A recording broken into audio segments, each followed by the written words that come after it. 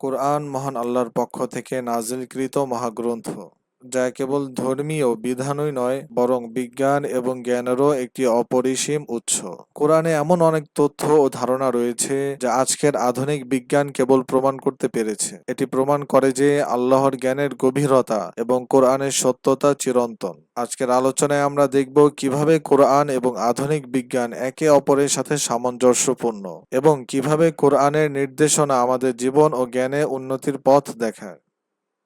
পবিত্র কোরআনে ১৪০০ বছর আগেই মহান আল্লাহ রাব্বুল আলামিন বায়ুমণ্ডলের স্তর সম্পর্কে বলেন। সূরা মুলক আয়াত ৩। তিনিই হচ্ছেন যিনি ৭টি আকাশ স্তরে স্তরে সৃষ্টি করেছেন। তোমরা রহমানের সৃষ্টিতে কোনো ত্রুটি দেখতে পাবে না। আবার চেয়ে দেখো, কোনো ফাটল দেখতে পাও কি?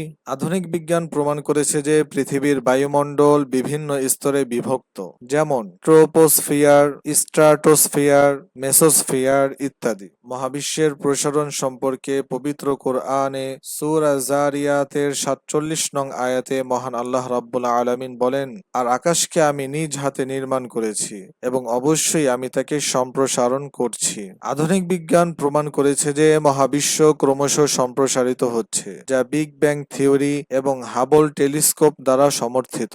এ আয়াতের সাথে মহাবিশ্বের প্রসারণের ধারণা সামঞ্জস্যপূর্ণ।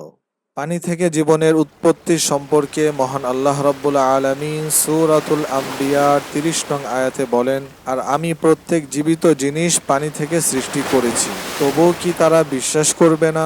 বিজ্ঞান অনুসারে পৃথিবীর প্রথম জীবনের উৎপত্তি সমুদ্রের পানিতে। জীবনের জন্য পানি অপরিহার্য এবং বিজ্ঞানীদের মতে সমস্ত জীবের উৎপত্তি পানিতে হয়েছে। পাহাড়ের ভূমিকা সম্পর্কে মহান আল্লাহ রাব্বুল আলামিন সূরা নাবার ৬ থেকে ৭ নং আয়াতে বলেন, আমি কি পৃথিবীকে বিছানা স্বরূপ করিনি এবং পাহাড়গুলোকে করেছি পেরেক স্বরূপ?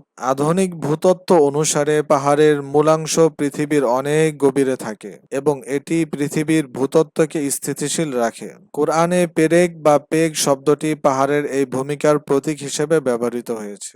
মানুষের সৃষ্টি সম্পর্কে মহান আল্লাহ রাব্বুল আলামিন সূরাতুল মুমিনুনের ১২ থেকে ১৪ নং আয়াতে বলেন, আর নিশ্চয়ই আমি মানুষকে মাটির নির্যাস থেকে সৃষ্টি করেছি। তারপর আমি তাকে শুক্র বিন্দু রূপে নিরাপদ স্থানে স্থাপন করেছি। তারপর আমি শুক্র বিন্দুকে রক্ত বিন্দুতে পরিণত করেছি। তারপর আমি রক্ত বিন্দুকে একটি লোটার মতো জিনিসে রূপান্তরিত করেছি। তারপর আমি লোটার মতো জিনিসটিকে হাড়ে পরিণত করেছি এবং হাড়ের উপর মাংস চড়িয়েছি। তারপর আমি তাকে নতুন সৃষ্টি হিসেবে গড়ে তুলেছি। অতএব বরকতময় আল্লাহ, যিনি সর্বোত্তম সৃষ্টিকারী। ভ্রূণের বিকাশের ধাপগুলো যেমন শুক্রবিন্দুর পর্যায়, জমাট বাঁধা রক্তের মতন চেহারা এবং হাড়ের গঠন, এগুলো বর্তমানে বৈজ্ঞানিকভাবে প্রমাণিত সত্য। অথচ ১৪০০ বছর আগে মহান আল্লাহ তাআলা পবিত্র কোরআনে এই প্রসঙ্গে আলোচনা করেছে। কোরআন এবং বিজ্ঞান একে অপরের পরিপূরক, যা মানব জাতিকে আল্লাহর ক্ষমতা ও জ্ঞানের প্রতি অবিচল আস্থা রাখতে শেখায়।